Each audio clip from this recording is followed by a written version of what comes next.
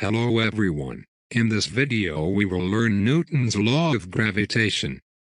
First, I will introduce you the equation. Then I will solve a simple problem in order to understand the equation. Here you can see two particles which have masses of m1 and m2. Then you can see two forces which are denoted as capital F. They're equal and opposite and are directed along the line joining the centers of the particles, as shown in figure. Distance between two centers of particles is r. Now I will show you the equation of Newton's law of gravitation. F equals g times m1 times m2 over r squared, where F is the mutual force of attraction between two particles.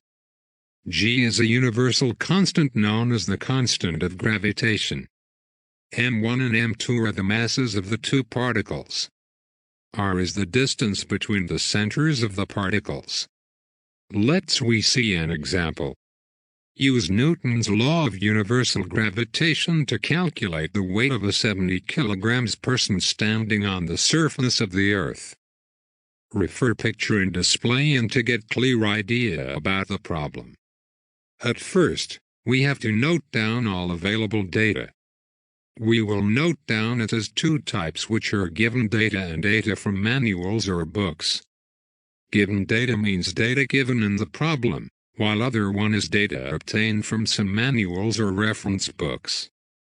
Only given data is m, which is equal to 70 kilograms. There are three data obtained from manuals. Constant of gravitation, which is denoted as g.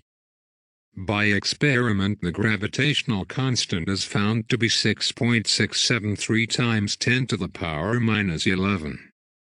Mass of the Earth ME is equal to 5.976 times 10 to the power 24 kilograms. Radius of the Earth R is equal to 6,371 times 10 to the power 3. These are the data that we'll require for solve this problem. There two equal and opposite forces are acting from man to center of Earth and from center of gravity to man. We mark it as capital F.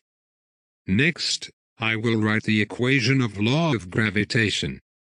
Now I know all the parameters of the equation. Refer data page if you want to refresh your memory. Next, I will substitute all the data to the equation.